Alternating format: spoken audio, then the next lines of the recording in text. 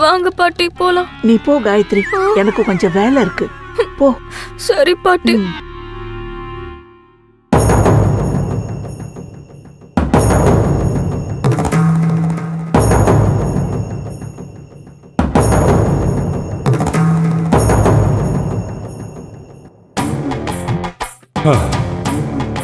நான் நடிச்சதை ஆதி முழுசா நம்பிட்டா.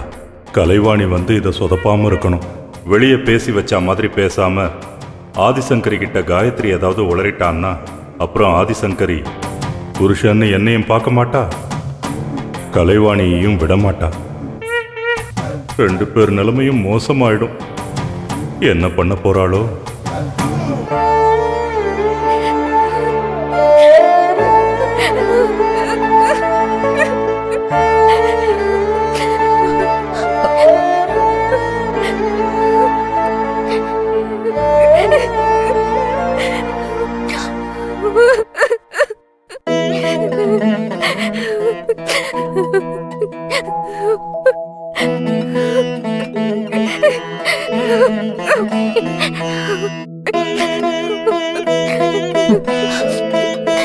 காயத்ரி, நடந்தது நினைச்சு கவலைப்படாத, அழாதம்மா.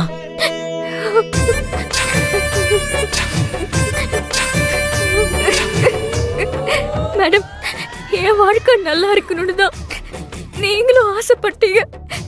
ஆனா அந்த ஆசையெல்லாம் இன்னைக்கு சுக்கு நூறா உடைஞ்சு போச்சு.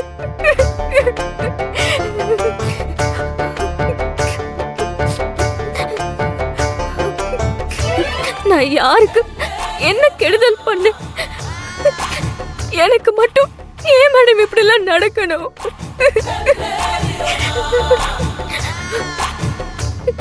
இதுக்கு மேல நான் எதுக்காக உயிரோட இருக்கணும்? எனக்கு வாழவே பிடிக்கல.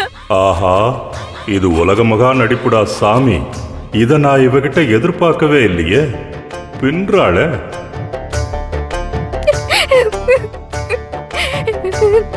காயத்ரி, உனக்கு எப்படி ஆறுதல் சொல்றதுன்னு எனக்கு தெரியல. இப்படியெல்லாம் நடக்கும்னு நான் சத்தியமா எதிர்பார்க்கவே இல்லை. இத பாரு, நீ மனசு தேத்திக்க.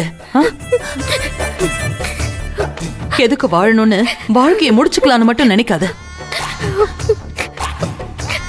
இத பாரு காயத்ரி, உன்னை நான் அழாதன்னெல்லாம் சொல்ல வரல. உன்னால எவ்வளவு முடியுமோ நீ அழு. ஆனா எல்லாத்தையும் இன்னைக்கே அழுது தீத்துரு. விதி கொடுக்கிற வலிக்கு ஒரே ஒரு மருந்து நம்ம கண்ணீர் மட்டும்தான். உன் கண்ணீர் வத்தி போற அளவுக்கு அழுது தீத்துரு. அப்பதான் உன் மனசுல இருக்கிற ரணம் ஆறும், அந்த பாரம் குறையும்.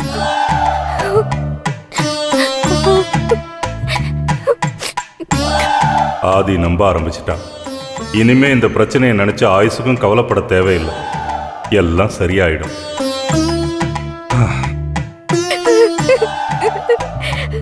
காயத்ரி, காயத்ரி, உன் மனச நான் எவ்வளவோ காயப்படுத்திருக்கேன். ஆனா உன்னை இந்த நிலைமையில பாக்குறதுக்கு எனக்கு ரொம்ப கஷ்டமா இருக்குமா. நீ தைரியமா இரு, மனசை தளர விடக்கூடாது.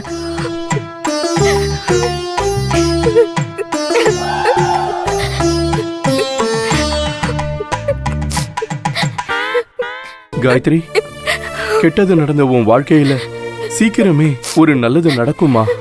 நம்பிக்கைதாமா வாழ்க்கை. போனவங்க திரும்ப வரப்போறதில்ல.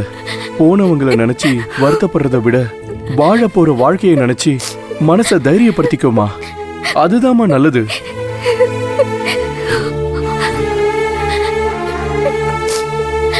காயத்ரி, கல்யாணம் ஆகி உன் வாழ்க்கையை நீ ரொம்ப சந்தோஷமா வாழ போறன்னு நினைச்சேன்.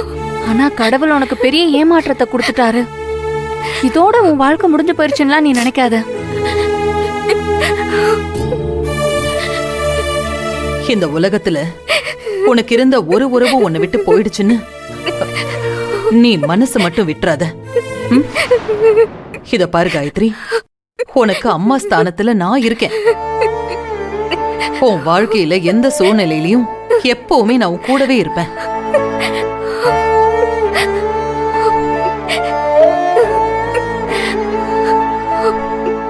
இந்த பையனை இழந்ததுக்காக நீ வருத்தப்படுற. ஆனா என்ன பொறுத்த வரைக்கும் அந்த பையனுக்கு தான் உன் கூட சேர்ந்து வாழற கொடுப்பன இல்ல.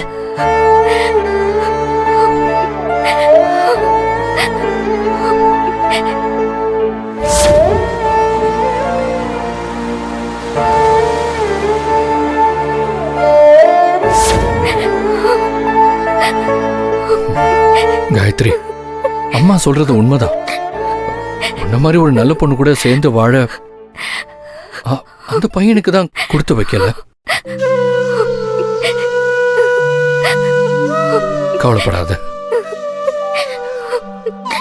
உனக்கு கண்டிப்பா ஒரு நல்ல வாழ்க்கை அமையும். செழியே நம்ம மனசுக்குள்ள எதையோ வச்சுட்டு பேசுற மாதிரியே இருக்கே. இது அம்மா கிட்ட சொல்லலாமா? வேண்டாம், கூப்பிட்டா அடிப்பாங்க. ஆஹா, நண்பன் நமக்காக நல்ல ஒரு ரூட்டை போட்டு கொடுக்குறானே.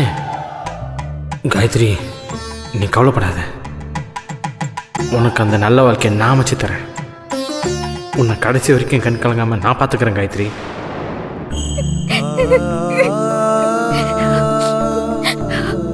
காயத்ரி எல்லாத்தையும் மறந்து பழைய மாதிரி அவ மாறுற வரைக்கும் தயவு செஞ்சு சொல்றேன்,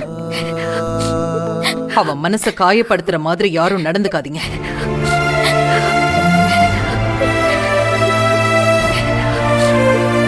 நம்மள நம்பி வந்தவள நாம தான் சந்தோஷமா வச்சுக்கணும். நீங்க எல்லாம் எனக்கு எவ்வளவு ஆறுதலா இருக்கிறது நினைச்சா எனக்கு ரொம்ப சந்தோஷமா இருக்கு. ஆனா என் மனசுக்குள்ள இருக்கிற அந்த காயம் எப்போ ஆறும்னே தெரியல. இந்த வலிய சுமந்துக்கிட்டு எம்பட்ட நாள் நான் வாழ போறேனே தெரியல. மனசுக்கு ரொம்ப கஷ்டமா இருக்கு. அதுக்காக என் வாழ்க்கையை நான் முடிச்சுக்க மாட்டேன். அவ்வளவுதான். இப்படிதான் வாழணும்னு கடவுள் தலையில எழுதி வச்சிருக்கும் போது எழுதுற எழுத்துப்படியே வாழ்ந்துட்டு போயிடுறேன்.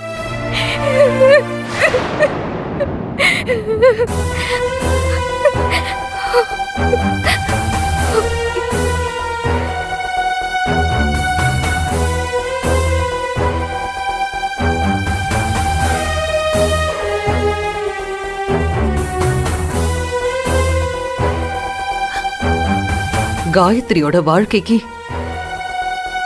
நான் என்ன முடிவை தேட போறேன்னு தெரியலையே. இதுக்கு ஒரே முடிவு, கலைவாணியும் செழியனும் சேர்ந்து வாழறது மட்டும்.